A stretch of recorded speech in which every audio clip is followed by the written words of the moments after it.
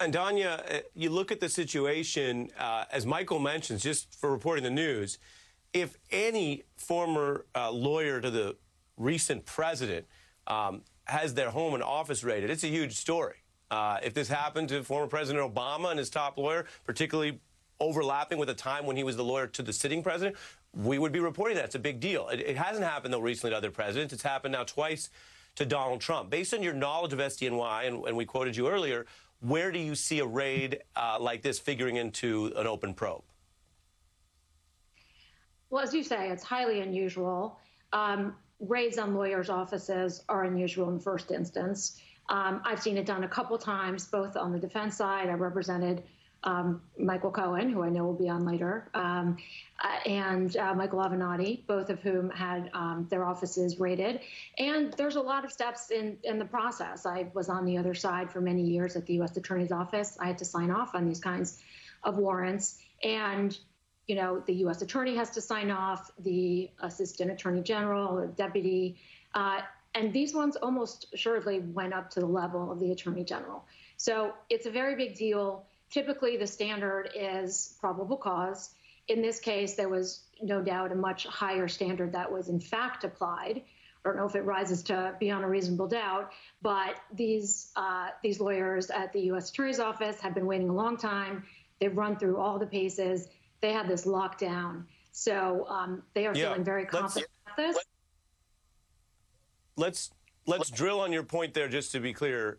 In a standard situation, probable cause, low, medium standard that there's evidence of the crime in the place being searched, specific articulable facts. You're saying that because it's a lawyer, let alone a lawyer to the president, and it goes all the way up to that main justice clearance, it is, in fact, practically a much higher standard, which means it's worse for Giuliani? I think so. I mean, it's not just because he's a lawyer, not just because he's the former president's former lawyer, but also this is obviously a high-profile case. The stakes are high. There are some built-in defenses. There are political defenses. There's going to be a lot at stake here. And so I think for all those reasons that they will have gone the extra mile. No doubt they have executed additional search warrants before they got to this point.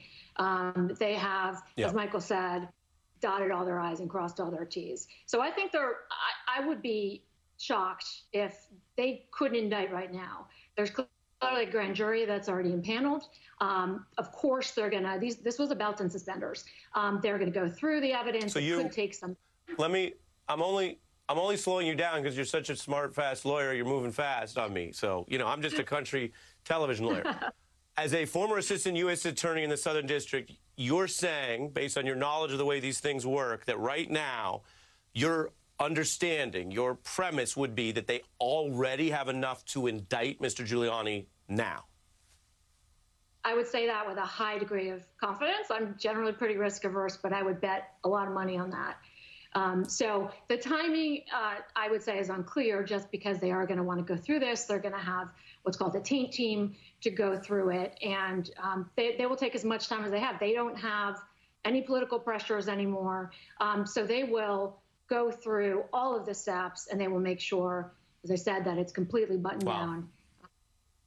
But I think it's highly likely that they know already that this is an indictable offense.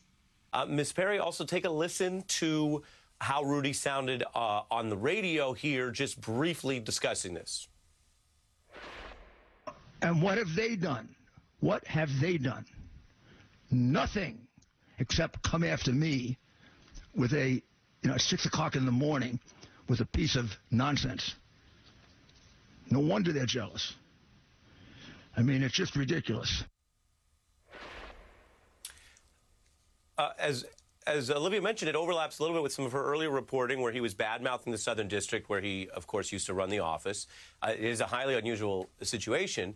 But, Ms. Perry, what do you think of both the general way he's talking about it, as well as his more specific claim that this all boils down to only a lobbying filing issue and no other wider set of potential allegations or crimes?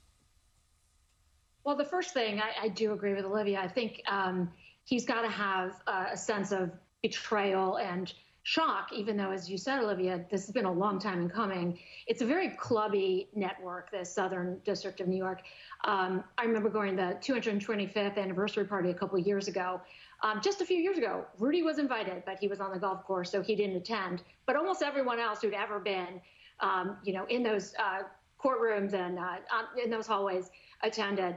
And so I think, he sees himself as part of the club, and he's surprised this has turned on him.